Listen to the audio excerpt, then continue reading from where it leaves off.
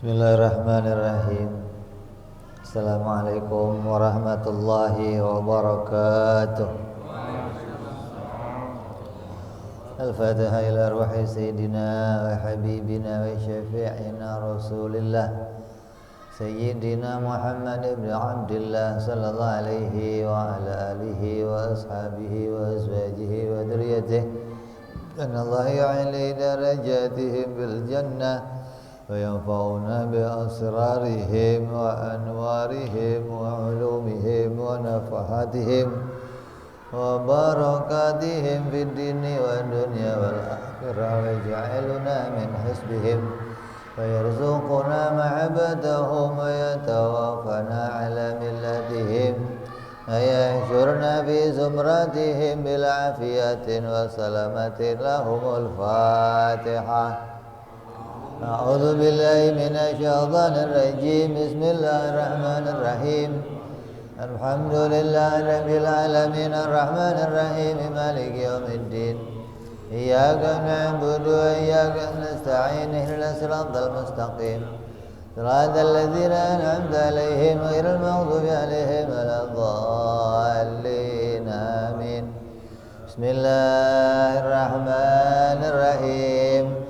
نويت تعلما وتعليما وتذكيرا ونفعا والانتفاعا والإفادة والاستفادة والحثا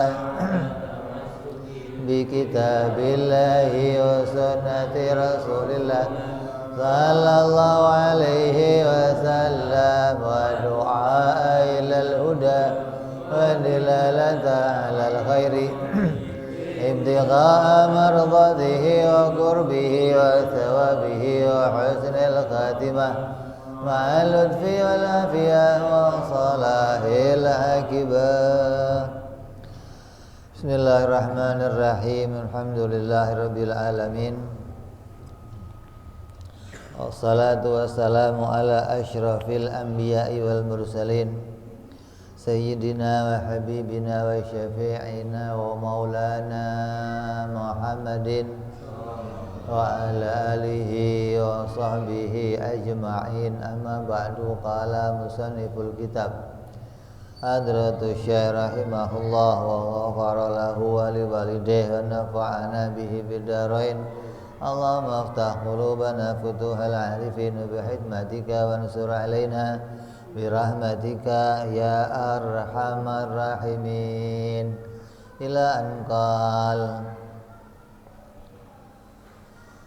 Sampai apa kita?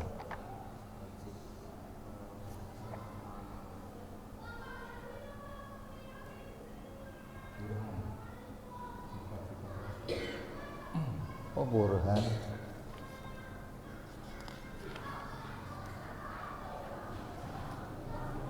Sifat-sifat para rasul udah semua. Amanah tabligh udah. Wa yastahilu fi haqqihim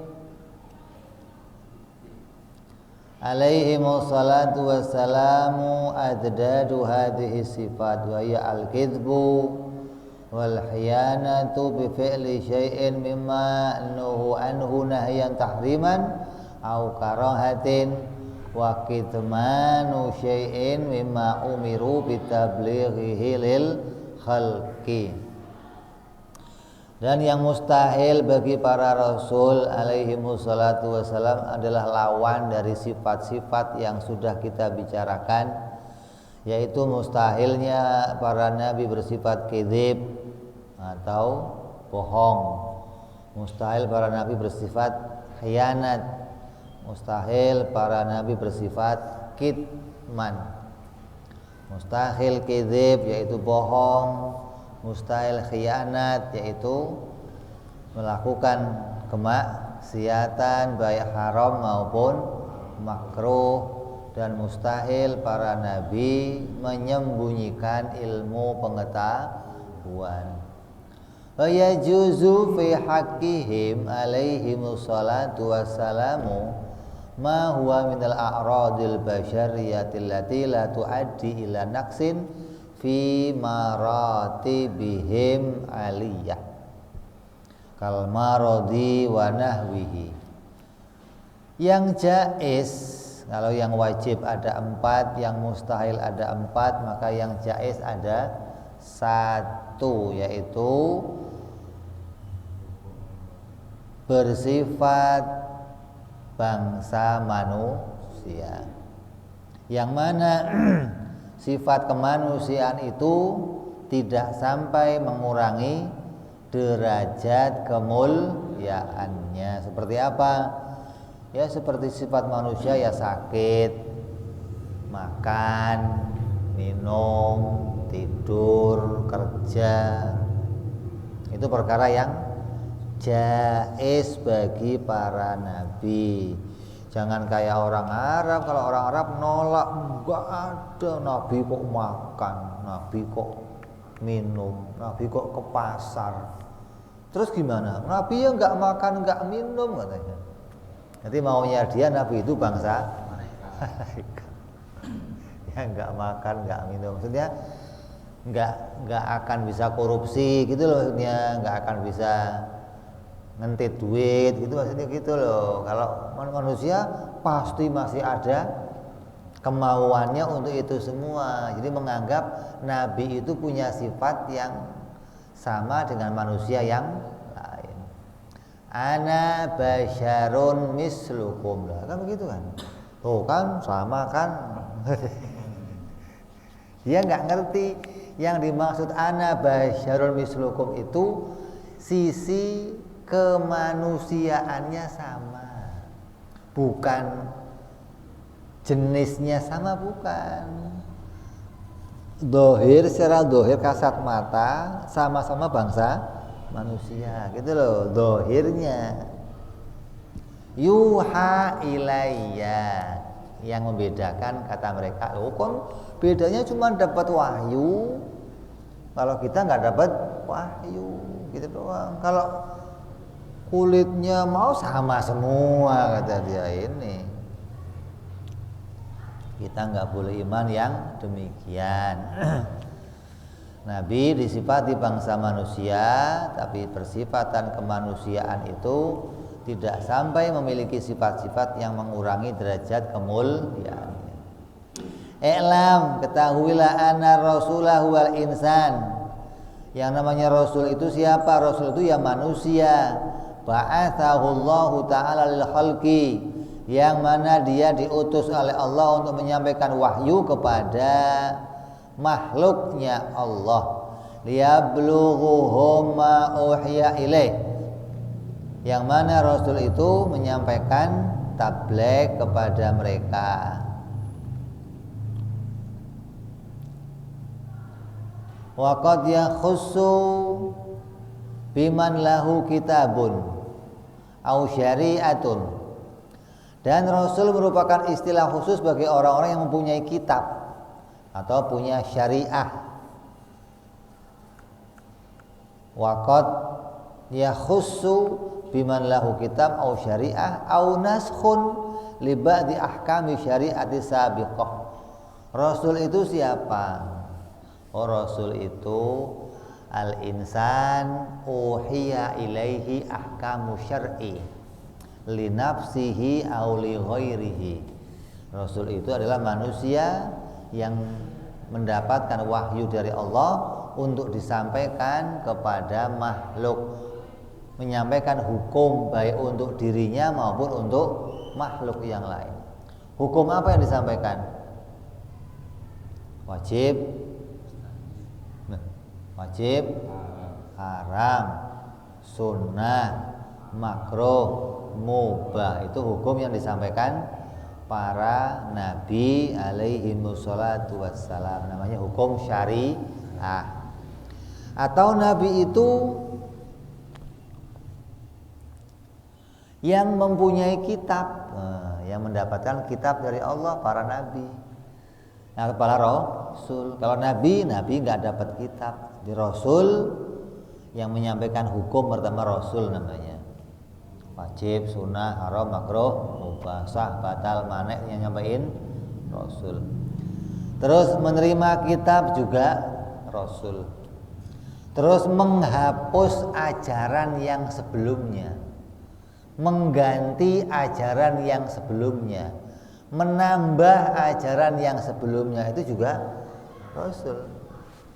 Nabi Muhammad SAW menghapus ajaran Nabi Isa namanya, rasul boleh. Tapi kalau Nabi tidak bisa menghapus ajaran yang sebelumnya. Nabi itu gambarannya kayak kiai gitu loh. Kiai kan nggak bisa ngapus Quran kan? Ini nggak cocok saya hapus aja, nggak bisa. Ya dan Nabi juga begitu. Nabi nggak bisa menghapus syariah sebelumnya. Tapi kalau Rasul didatangkan oleh Allah untuk menyempurnakan itu baik mengurangi ataupun nambahi. Yang dulu udah nggak berlaku nih dinusah, dihapus, diganti dengan yang baru, itu tugasnya para rasul. Rasul itu siapa sih? Rasul itu manusia yang mendapatkan wahyu untuk disampaikan kepada makhluk, yang mereka juga membawa kitab, membawa syariah, rupanya wajib, sunnah, haram, makruh, mubah, dan mereka mengganti ajaran-ajaran yang sebelumnya atau merubah. Wa hadzal ba'tsu minal jaizati inda ahli sunnah. Dan Allah mengutus para rasul ini hukumnya jaiz menurut ahli sunnah wal. Hukumnya apa? Jaiz. Lah Allah mengutus nabi kan boleh-boleh aja kan? Allah mendatangkan nabi boleh, nabi nggak datang juga boleh. Apa buktinya jaiz? Nah begitu. Kalau wajib ya ada terus. Terus antara nabi yang satu dengan nabi yang lain nggak akan ada jeda. Buktinya ada jeda, ya kan? Tanda Allah nggak wajib mengutus seorang rasul. Wa aujabatul mu'tazilah, dan mewajibkan mengutus dan mewajibkan bagi Allah mengutus para rasul. Siapa itu? Mu'tazilah. Dikata orang Mu'tazilah, Allah ya wajib dong ngutus para rasul. Kenapa? Kalau Allah nggak ngutus rasul, mau jadi apa manusia katanya? Mau jadi apa kayak lu, terserah lu. Udah gede ini pakai. Nah justru kalau Allah nggak ngutus rasul gimana? Ya selamat semua, malah kok malah nggak selamat. Kalau Allah nggak ngutus rasul, dunia berantakan, manusia nggak selamat, kata siapa? Justru kalau nggak ada rasul aman semua. Artinya tidak ada kesalahan dan nggak ada kebenaran. Benar ya enggak, salah juga enggak. Oh kalau nggak ada rasul mah semuanya nggak ada yang salah. Ya juga nggak ada yang benar, ya jangan nggak ada yang salah terus jadinya orang benar, ya nggak ada yang salah, nggak ada yang benar lah. Terus kemana tempatnya kalau nggak ada rasul?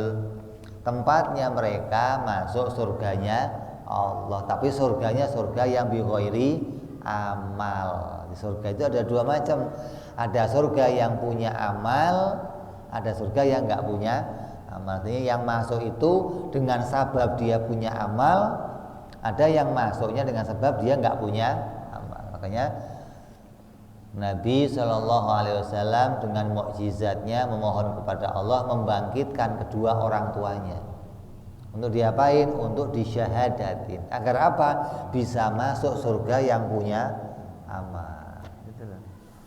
Kalau enggak gimana? Ya surga juga, tapi surganya surga yang enggak punya amal. Surganya orang-orang fatroh, bayi yang lahir mati masuk situ. Anak kecil yang belum balik masuk situ. Kenapa? Mereka nggak punya amal, tapi ditempatkan oleh Allah dalam surga. Kenapa? Karena belum ada perintah dan larangan untuk mereka. Jadi anak kecil itu diangkat catatannya. Pena itu diangkat untuk 3 golongan. Ya, rufi al-qalam salah. Diangkatnya pena untuk 3 golongan. Yang pertama, anak kecil sampai dia balik, orang gila sampai dia sadar, orang tidur sampai dia bangun, diangkat pena nggak tertulis maksiat apa-apa kan. Anak kecil. Tapi kalau anak kecil berbuat kerusakan gimana? Wajib ganti. Jangan dikira anak kecil bebas dasmu. Kalau dia mecahin kacanya orang gimana? Dosa nggak dia? Dosa enggak, ganti iya, lo kurang ajar aja lo. Anak kecil kan belum dosa, iya belum dosa Pak, tapi ganti itu enak aja lo, jangan. Ya, jadi orang tuanya harus tanggung jawab. Jangan dikira enggak dosa terus bebas ngapa-ngapain aja, enggak. Kalau dia ngerusak barangnya orang, dia harus ganti. Maka yang mengatakan Allah wajib mengutus para rasul adalah orang Mu'tazilah, yang mana dikatakan ala aslihim al-fasid fi wujubil mura'ati shalah wal islah. Yang mana Mu'tazilah itu mewajibkan berdasarkan prinsipnya yang rusak. Cara mikirnya mereka rusak. Cara akidahnya mereka rusak, hingga mereka mengatakan Allah itu wajib mengutus para rasul itu dengan prinsip keyakinan yang rusak, prinsip pemikiran yang rusak tentang kewajiban menjaga as-shalah wal aslah. Kata Mu'tazilah, Allah itu wajib menjadikan yang baik dan yang lebih baik. Mengutus Nabi baik enggak? Bagi Allah wajib ngerjainnya. Kalau enggak baik, Allah enggak boleh ngerjainnya. Karena kerjanya Allah itu wajib pada yang baik dan yang lebih baik. Itu Mu'tazilah itu. Jadi menjadikan Nabi kebaikan enggak? Kebaikan berarti harus mengutus. Nah, kalau menjadikan anak kecil sakit baik enggak? Jadi enggak boleh dong, kurang ajar loh. Buktinya masih sakit juga anak kecil. Kalau shalah wal islah enggak ada anak kecil sakit. Allah harus bikin yang baik-baik. Nyatanya yang jelek juga dibikin tuh. Mana anak kecil sakit, ada orang celaka, ada orang gimana sih? Jadi pemikiran mereka pemikiran yang rusak, tahu enggak? Apa yang nyata itu enggak dihiraukan. Apa yang nafsunya mau itu yang dikedepankan. Pokoknya saya maunya begini, enggak cocok saya yang lain. Tapi kan kenyataannya enggak begitu. Kenyataan menetapkan bahwa Allah itu boleh aja bikin yang baik, boleh aja bikin yang jelek. Itu namanya masuk dalam perkara jaiz. Termasuk mengutus Rasul bagi Allah juga hukumnya jaiz, bukan wajib. Kalau Mu'tazilah wajib. Kenapa? Karena Allah harus bikin yang baik-baik. Di antaranya ngutus Nabi itu kebaikan.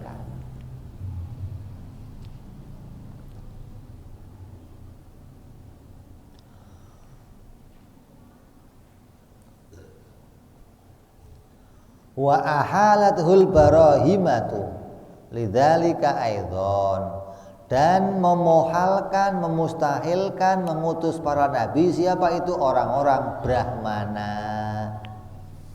Siapa Brahmana itu? Orang Hindu, biksu-biksu, Paulus itu siapa? Saulin itu biksu-biksu, itu Brahmana namanya itu. Kata mereka tidak mungkin Tuhan mengirim utusan. Mu'tazilah mengatakan wajib Tuhan mengirim utusan. Brahmana mengatakan mustahil Tuhan mengirim utusan. Ahlus Sunnah mengatakan jaiz, boleh saja Allah mengirimkan utusan, boleh pula tidak mengirimkan utusan. Lidzalika aidan wala khaufa fi hausihim wa kufrihim. Coba.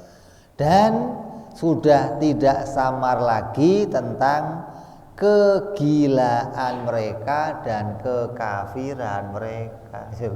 Disebutnya satu gila satu kafir.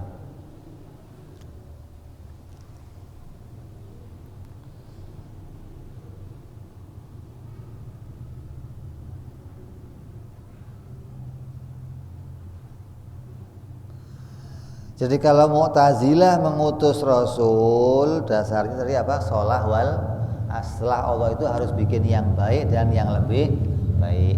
Nah kalau Brahmana memustahilkan Allah mengutus Rasul, kenapa? Karena bikin sulit. Banyak aturan. Kok repot gara-gara ada Rasul, ada sholat, ada puasa, ada haji, ada zakat, ada kalau mau cewek harus kawin dulu, repot bener gara-gara Rasul nih.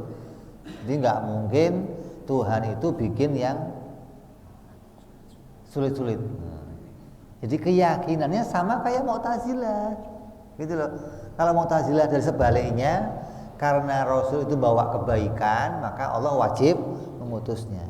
Nah, kalau bagi Brahmana, karena Rasul membawa keburukan, maka mustahil mengutusnya. Jadi sama-sama bagi Mu'tazilah itu Allah harus bikin yang baik-baik.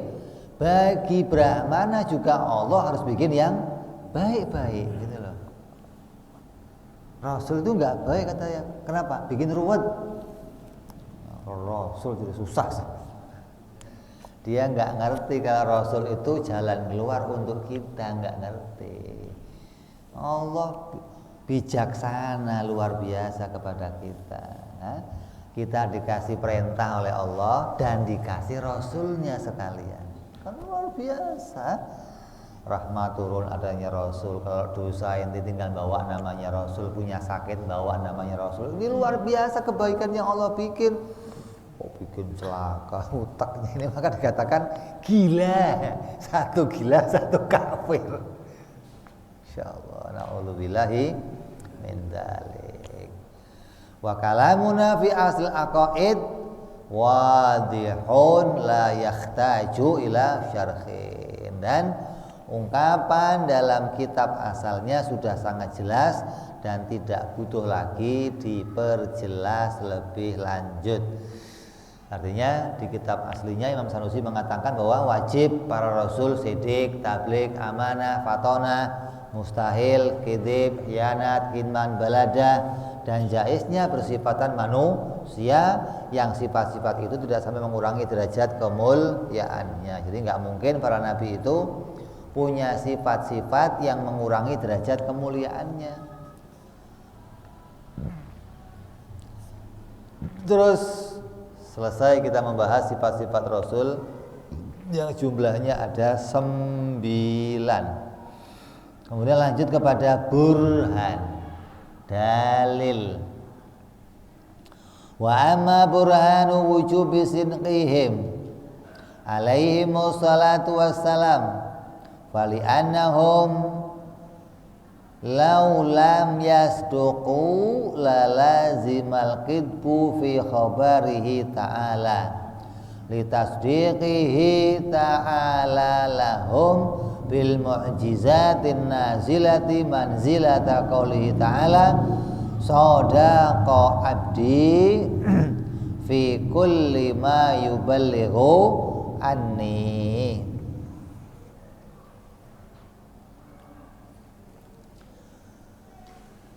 Adapun dalil atau burhan wajibnya para nabi bersifat sidik. Yang pertama nih, nabi wajib benar kalau ngomong.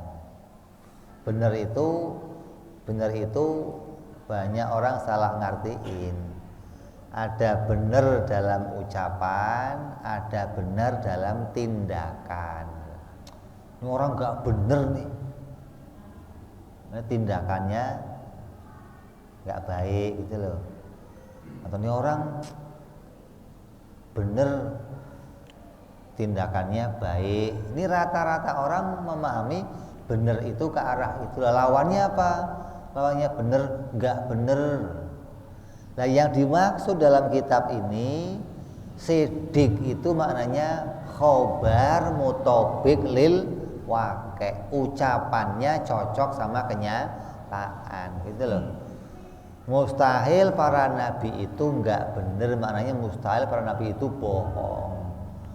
Jadi benar itu ada dua, ada benar dalam ucapan, ada benar dalam tindakan. Kalau benar dalam tindakan kita kelompokkan masuk dalam amanah gitu loh. Kalau benar dalam ucapan masuk dalam sidik. Jadi pisahin nih, jangan dijadiin satu. Entar dikira benar itu lawannya apa? Salah. Benar yang mana nih? Itu dulu. Kalau benar yang tindakan lawannya salah. Kalau benar yang ucapan lawannya bohong. Itu biar jelas kamu ya. Apa sih buktinya kalau Nabi itu benar dalam ucapannya? Enggak pernah berbohong. Yang menjadi dalil bukti bahwa Nabi itu benar dalam ucapannya adalah fali annahum laulam yasduqu lalazimal qidbu fi khabarihi ta'ala. Yang namanya omongan itu adanya dua, benar atau bohong. Berita ini jangan, berita itu adanya cuma dua macam. Ada berita benar, ada berita hoax. Apa? Hoax. Orang Indonesia ya.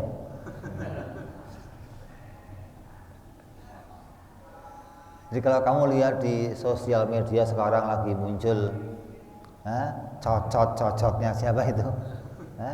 Pengacau-pengacau Islam, itu isinya hoax semua itu. Lah, omongan itu, berita itu cuma dua, benar atau salah. Nggak ada tengah-tengahnya, nggak ada. Ini berita ini setengah benar, nggak ada. Cuman ada dua, benar atau salah. Makanya dikatakan di sini, apa buktinya kalau Nabi benar? Kalau nggak benar pasti bohong, gitu dong. Beritanya Nabi itu cuma dua. Kalau beritanya Nabi nggak benar, pasti berita Nabi itu bohong. Ya kan? Adanya berita cuma dua, cocok sama kenyataan atau nggak cocok sama kenyataan.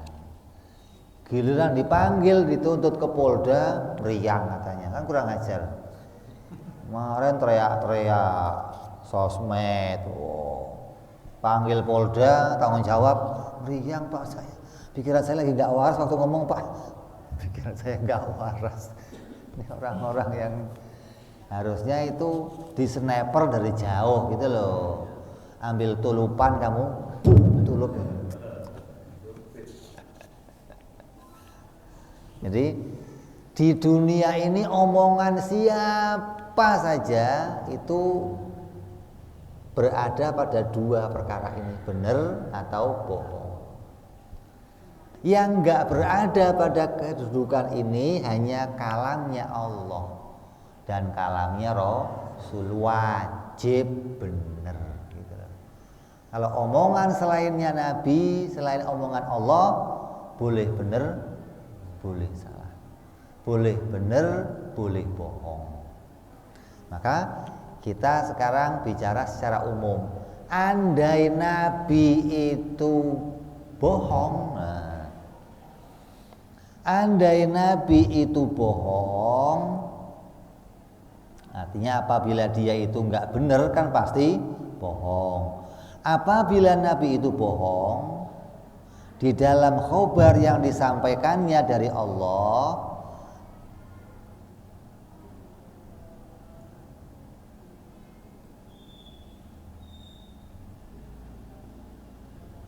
lalazimal kidbu, maka pasti Allah juga bohong. Kan repot ini. Hah? Kalau Nabi bohong, maka Allah juga bohong. Loh, kok bisa? Wong yang ngomong bener Nabi, yang bohong Nabi, kok Allah jadi ikut bohong? Kenapa? Karena yang membenarkan, yang menunjukkan Nabi itu benar adalah Allah. Yang menampakkan, yang menampilkan kepada semuanya, ini Nabi orang benar. Yang ngomong begitu Allah. Dengan apa Allah mengatakan Nabi itu orang benar? Dengan meletakkan mukjizat. Jadi mukjizat itu tanda kenabian, tanda dari Allah bahwa pemegangnya betul-betul utusan Allah. Jadi Allah meletakkan mukjizat namanya kepada setiap para nabi, dan tidak pernah satupun selain nabi dikasih, nggak ada. Allah hanya memberikan mukjizat kepada utusannya. Lah kan yang ngutus Allah, maka Allah yang ngasih. Masa Nabi dapat mukjizat nemu mukjizat. Ini aneh bener, sama aja kayak apa namanya, gubernur nemu jengkol di jalan kan repot. Gubernur pakai jengkol enggak? Dapat dari mana? Lah ya atasannya, berarti yang ngutus, dia yang ngasih tanda itu gitu loh. Bukan nemu di jalan, bukan. Hingga nggak mungkin ada selain Nabi punya nggak mungkin. Walaupun kelihatannya sama, gitu loh, sama-sama luar, tapi itu bukan mukjizat. Sama-sama jengkol, tapi bukan jengkol gubernur maksudnya. Lu jengkol di pasar, lu beli jengkol. Jadi tidak mungkin selain Nabi punya mukjizat, karena Allah tidak pernah memberikan mukjizat kepada selain. Apa itu mukjizat? Mukjizat adalah pembenaran dari Allah bahwa yang memegang tanda itu betul-betul utusan Allah. Sama aja begini, shadaqa abdi fi kulli ma yuballighu anni. Kalau ada orang yang bawa mukjizat, maka mukjizat itu sama saja bentuk khobar hukumnya Allah.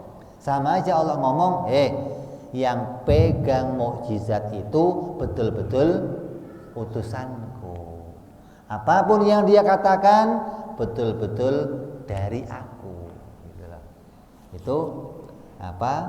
Mukjizat seakan-akan menjadi khobar hukum dari Allah, yang isinya Allah memberitakan bahwa apapun yang ada pada dia betul-betul dari aku.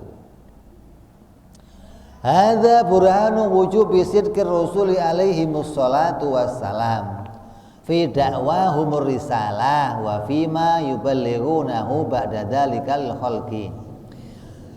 Ini adalah dalil tentang wajibnya Nabi itu siddiq atau benar dalam khobarnya.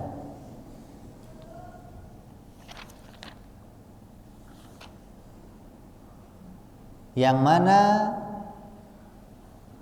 datangnya Nabi adalah membawa berita risalah yang rupanya hukum-hukum syariah, wa fima yuballighunahu ba'da dzalikal khalqi, dan mana yang setelah mereka itu diutus, mereka akan memberitakan semua itu kepada hamba-hambanya Allah.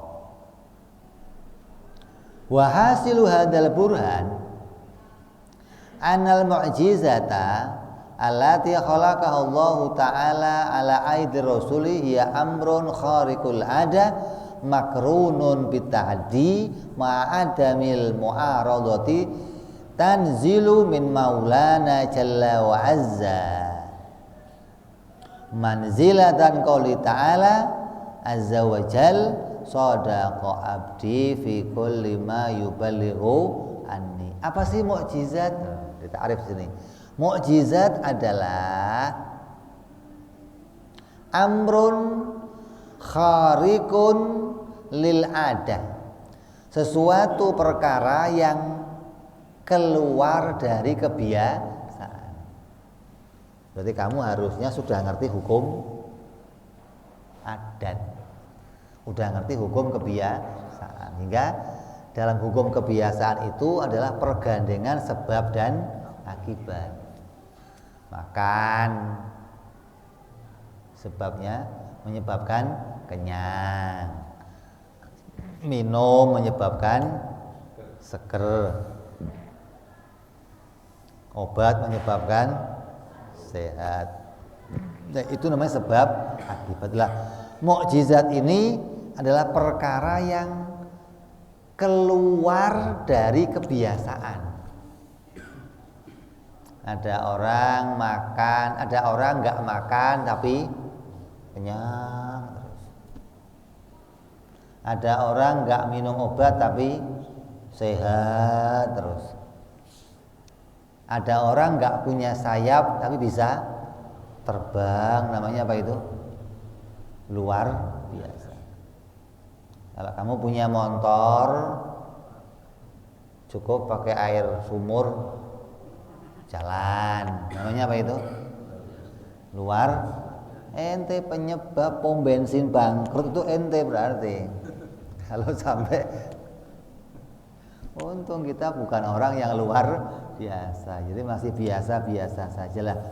Mukjizat itu adalah sesuatu yang luar biasa yang diberikan Allah kepada para nabi,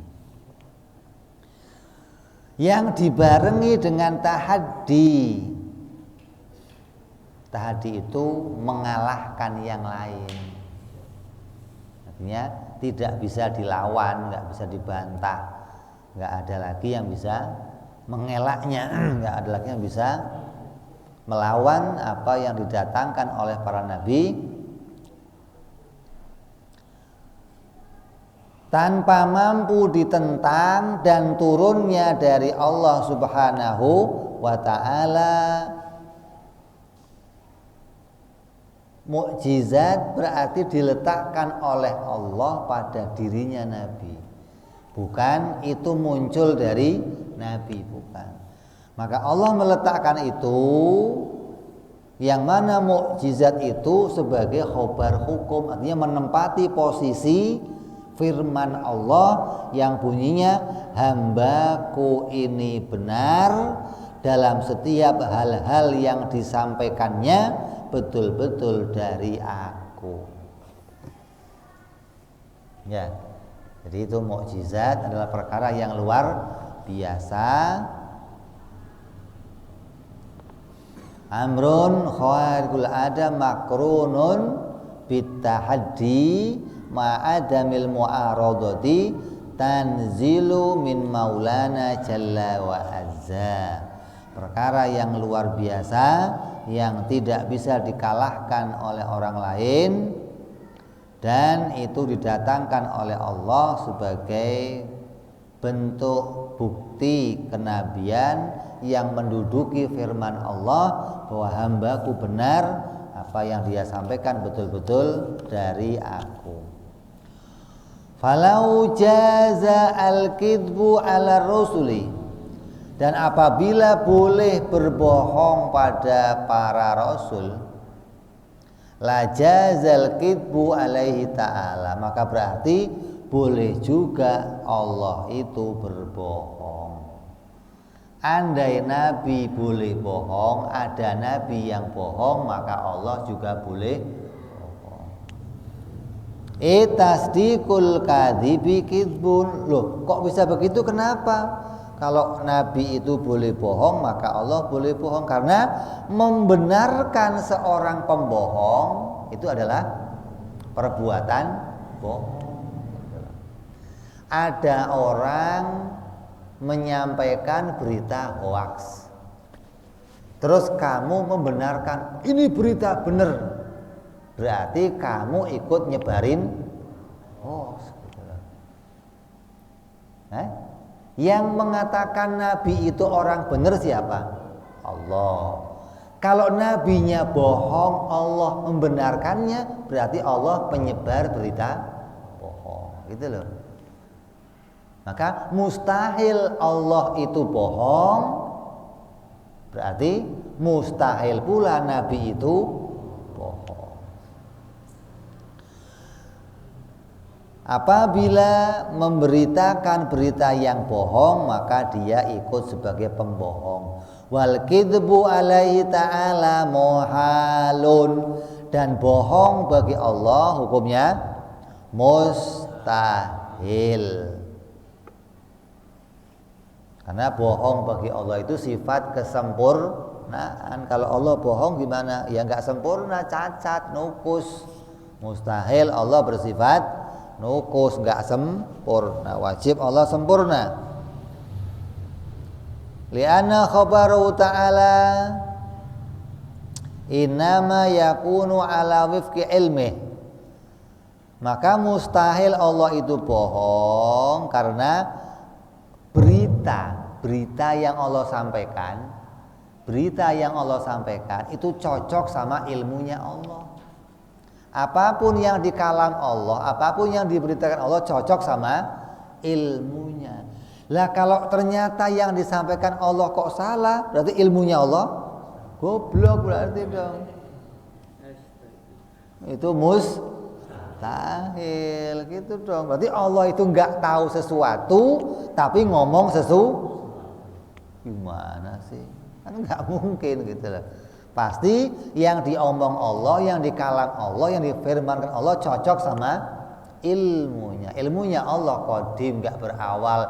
Ilmunya Allah wajib cocok sama maka Allah wajib tahu kalau Muhammad betul-betul nabi, Ibrahim betul-betul nabi, Saleh betul-betul nabi, Adam betul-betul, hingga ketika meletakkan mukjizat pada mereka tidak salah meletakkan. Kenapa? Mereka yang dipilih jadi nabi, maka mereka pula yang diletakkan mukjizat. Wal khabaru ala wifqi ilmihi la yakunu illa sidqan. Maka khabar yang cocok sama ilmu itu enggak pasti menjadi berita yang benar. Kalau kita kan kadang beritain tapi enggak cocok sama ilmu. Ya. Kamu dapat WA. Isinya apa? Berita. Terus berita itu kamu kirim lagi ke orang lain. Berarti sama aja kamu beritain ke orang lain lah. Waktu pertama kamu dapat berita, kamu tahu nggak berita itu benar? Kalau kamu nggak tahu, terus kamu beritakan lagi, maka kamu mungkin saja jadi penyebar hoaks. Karena kamu menyampaikan berita tanpa mengetahui kebenarannya. Beda kalau kamu dapat berita, kamu tahu kebenarannya, kamu sampaikan ke orang lain, berarti berita itu sesuai ilmu kamu. Maka berita yang sesuai ilmu kamu nggak mungkin bohong, gitu loh. Allah memberitakan ini utusanku, berita itu bukan Allah dapat dari orang lain, bukan. Tapi berita itu Allah ketahui, gitu loh. Allah mengetahui, menyaksikan kalau Muhammad adalah utusan Allah, Adam utusan Allah, Isa utusan Allah. Maka apa yang Allah ketahui disampaikannya. Nah, berita yang cocok sama pengetahuan itu enggak mungkin bohong.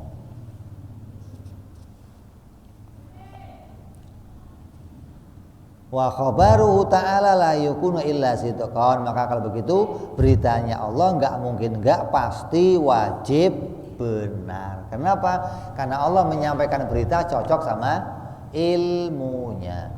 Wa qauluna fi ta'rifil mu'jizat amrun ahsanu min qawlihi ba'dihim fi'lun.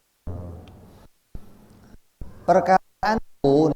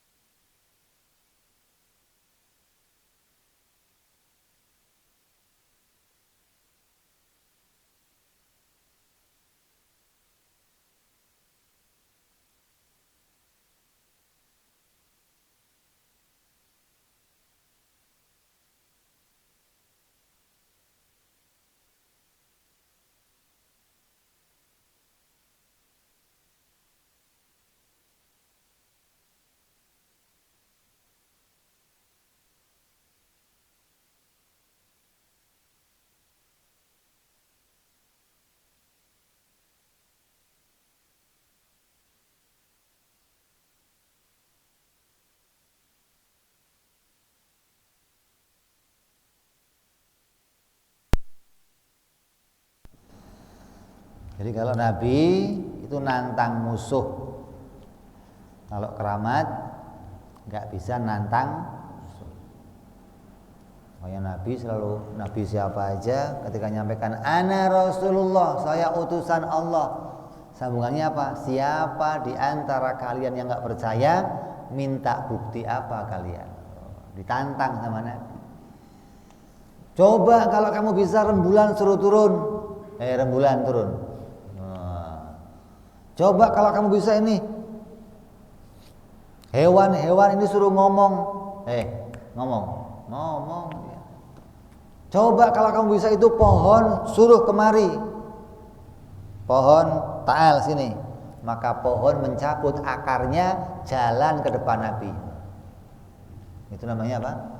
Mukjizat. Sesuatu yang luar biasa yang dipakai untuk nantang musuh. Beda dengan karomah para wali, beda pula dengan irhas. Irhas itu tanda kenabian sebelum ikrar sebagai utusan Allah. Nah, irhas ini yang nggak bisa ditantang, artinya nggak bisa untuk nantang, karena irhas itu langsung dijadikan Allah sebagai tanda khusus, seperti kejadian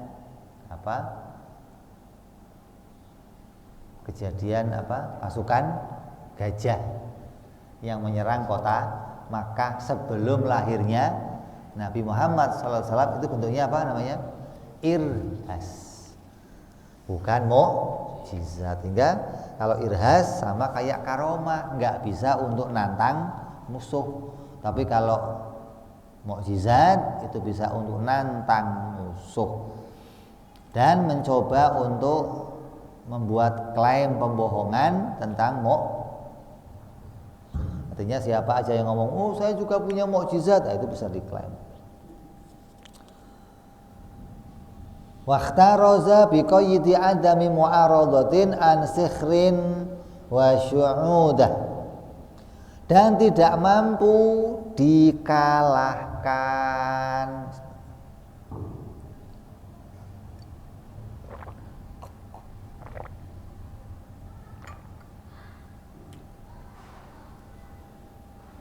nggak ada yang bisa ngalahin.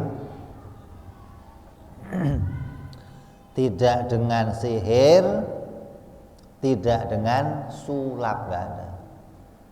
Sulap yang nggak bisa untuk nantang, sihir nggak bisa untuk nantang, nggak bisa.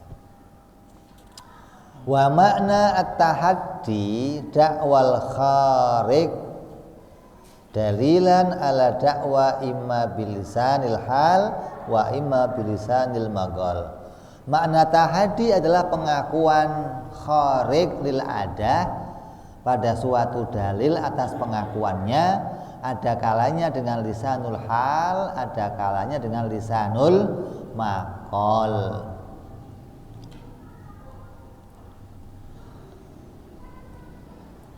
Waqad darabal ulama, maka ulama membuat contoh di dakwah Rasul ar-risalah wa talabahul mu'jizat minallahi ta'ala dalilan ala sidqihi masalan.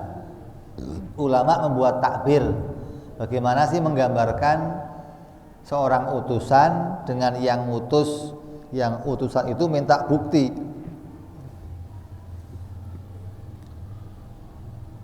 Litasiha bihi dilalatuha ala sidqir rusuli alaihi wassalatu wassalam wa yu'lamu dzalika ala darurah.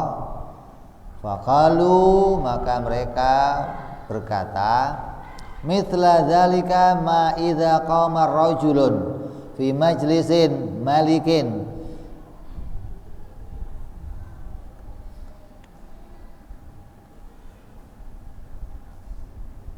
bimar'a minhu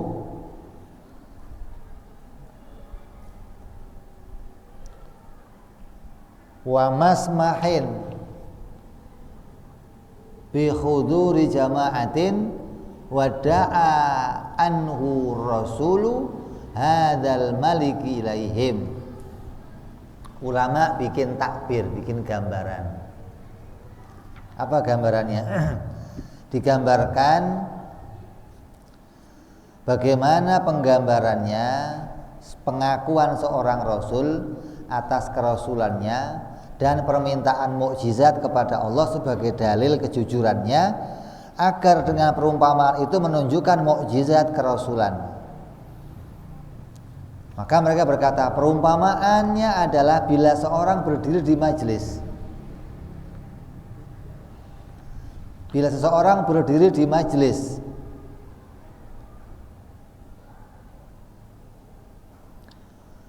majelisnya seorang raja, dan di tempat yang terlihat dan terdengar olehnya di hadapan banyak orang, dan ia mengaku bahwa dirinya adalah utusan seorang raja. Ini gambaran yang biasa kita ceritakan. Ini umum. Kalau ada orang ngaku sebagai seorang utusan, maka kejadiannya akan begini. Contoh, kamu tiba-tiba berdiri,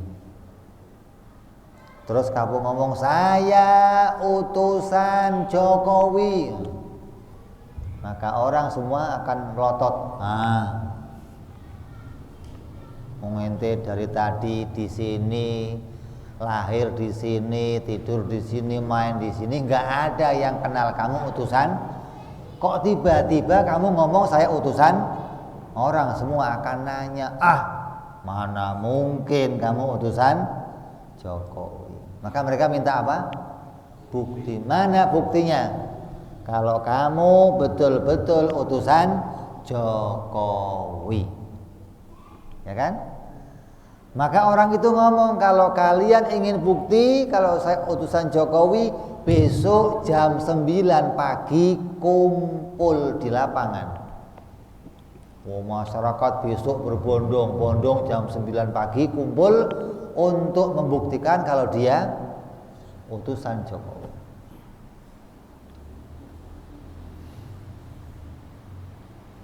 Jam 9 pagi yang dijanjikan semuanya kumpul. Ketika kumpul, apa yang terjadi? Jokowinya datang kojlok, sambil bagi-bagi tas, buku-buku.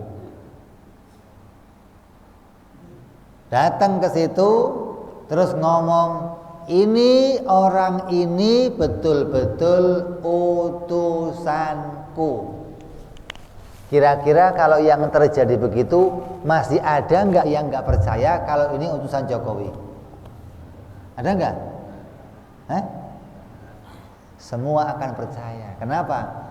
Dikumpulkan semua orang dan Jokowinya datang langsung menyatakan ini utusanku.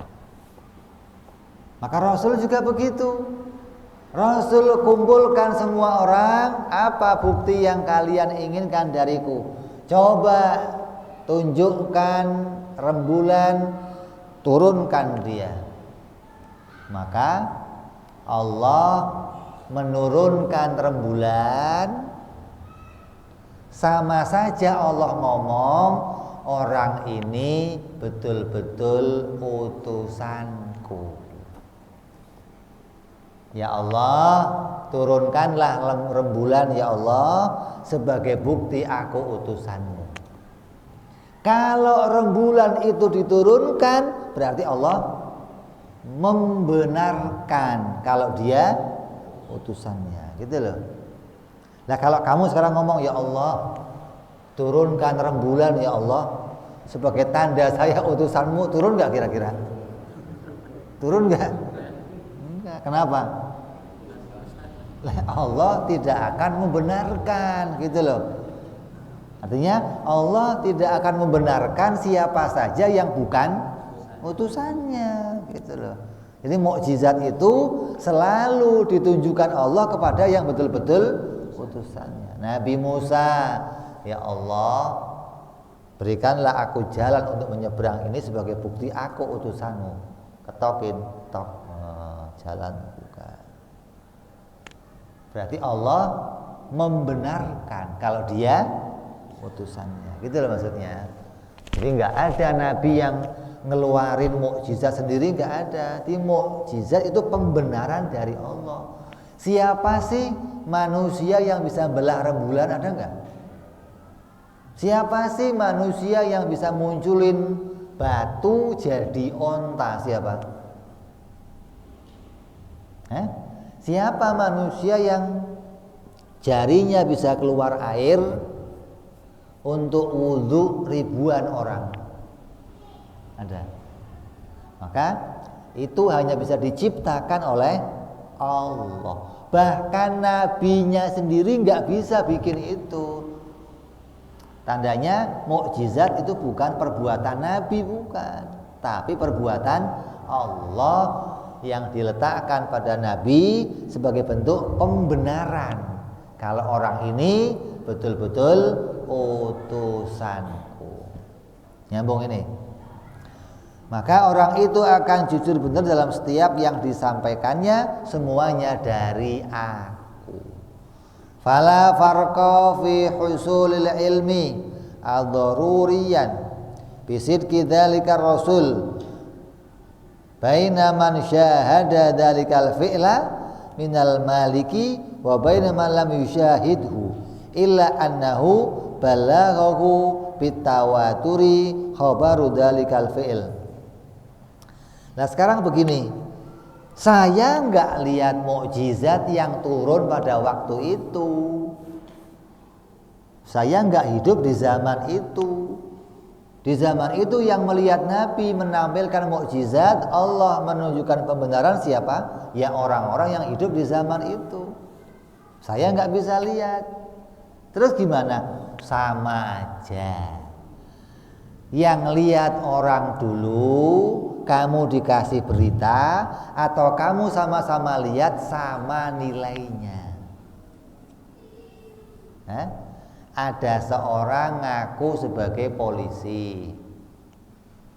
Ngaku sebagai polisi. Kalau polisi punya apa biasanya? KTA, kartu tanda anggota, ya. Kartu tanda anggota. Polisi itu menunjukkan pada satu orang, nih, saya polisi. Satu orang itu memberitakan sama yang lain, siap-siap semua, sambut, ini adalah polisi.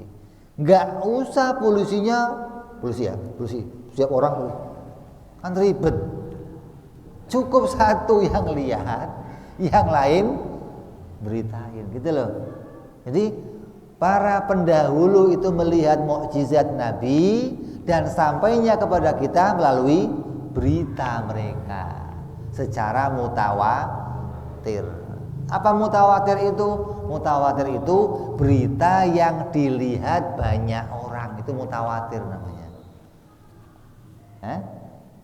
Polisinya nunjukin kepada orang yang di depannya. Yang di depannya beberapa orang ini menyampaikan kepada orang yang di belakangnya. Itu namanya berita yang mutawatir, gitu loh. Nah, berita ini nggak boleh dari satu orang, nggak boleh. Harus beritanya dari banyak orang. Yang melihat Nabi belah rembulan siapa? Banyak. Yang melihat onta itu keluar jadi batu jadi onta, banyak yang lihat. Yang melihat Nabi Ibrahim nggak mempan dibakar, banyak orang. Yang lihat laut terbelah jadi 12 untuk lewat Nabi Musa dan kaumnya, banyak orang. Gitu loh. Yang melihat jari-jari Nabi keluar air, banyak orang. Hingga semua itu namanya mutawatir sampai kepada kita dengan berita yang nyata kebenarannya. Fala syakka, maka enggak ragu lagi fi mutabaqatihi, dalam kebenarannya hadzal mithal li halir rusuli alaihi wassalatu wassalam. Fala yartabu fi sidqihim alaihi wassalatu wassalam illa man taba Allahu ala qalbihi wal iyadzu billahi min dalik. Maka inilah berita yang nyata, perumpamaan yang nyata tentang kebenaran seorang rasul, sehingga tidak diragukan lagi kebenaran dan kejujurannya, kecuali orang-orang yang telah dikunci hatinya oleh Allah. Na'udzubillahi min dzalik. Ditampakkan di depannya, oh bukan, itu mah sihir. Mana repot? Sampai kata Nabi apa? Orang ini nih yang nggak percaya ini, andai langit dibuka, dia dinaikkan ke langit, ngelongok langit, lihat isi langit, dia akan kucek-kucek mata. Salah lihat saya ini. Saking nggak percayanya. Beda sama orang-orang yang tahu kalau ini adalah kejadian yang nyata. Waktu rembulan dibelah, semua orang menganggap sihir. Apa kata Nabi? Oh, jangan nanya yang di sini, tanya musafir yang sedang di luar kota sana. Kalau pulang, tanya nanti, lihat nggak dia rembulan terbelah? Oh, begitu. Ketika mereka datang, iya, saya lihat rembulan ada 2 loh. Saksinya nggak cuma orang di situ, gitu loh. Orang kan rembulan kan tinggi, kalau dibelah kan kelihatan semua.